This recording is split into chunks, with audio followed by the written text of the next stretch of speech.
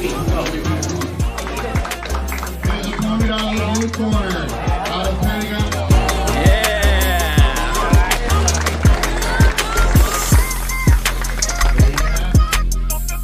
I'm going to show a Darce choke setup today, one of my favorites. It's really good for when someone's shooting in on you. You can kind of capitalize on their offense. It's something that I always like to do. So I'm going to shoot like a single leg on me, right? First thing I want to do is try to get my opponent's head to the outside, right?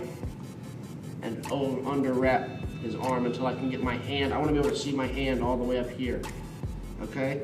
From there, I'm going to grab my wrist and push his head down for this ninja choke, right? You can see right here I've got my arm, both sides of my arm covering his neck, and I'm just cupping his head like I'm running with a football, right?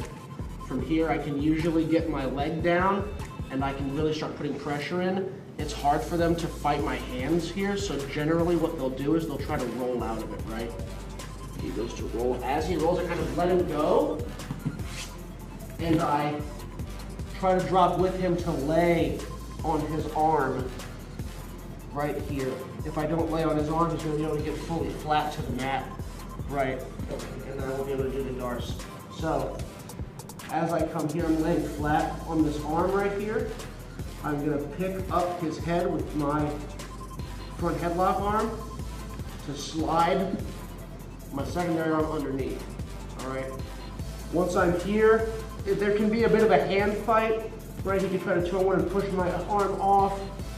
We can fight here for a little bit, but once I get my hands connected, I'm going to shoot my arm all the way to the floor, crunch his head in with my tricep, and then grab my bicep and flatten myself and squeeze.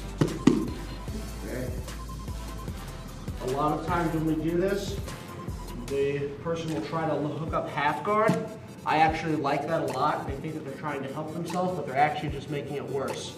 So if I come through again, I'm holding here, I lift up, slide through. I'm gonna take this knee right into his hip right here, and I'm gonna use that to lift him up onto my knee. And it takes away the mobility in his hips, and it kind of compresses him, making him do a side crunch. And as you can see right there, I barely had to squeeze, and it's very, very tight. So, one more time. He shoots a single on me, I catch, push his head to the outside right there. See that motion? As I come here, I push and immediately grab my wrist, stomp my foot to the ground, he begins to spin. I make sure that I block behind him and lay on his arm to stop him from going flat. Okay? From here, if he has half guard, that's fine. I'm going to lift his head, slide my arm as far under as I can, turn my arm around and crunch his head in until I grab my bicep. If I can get all the way wrist deep, that's the best.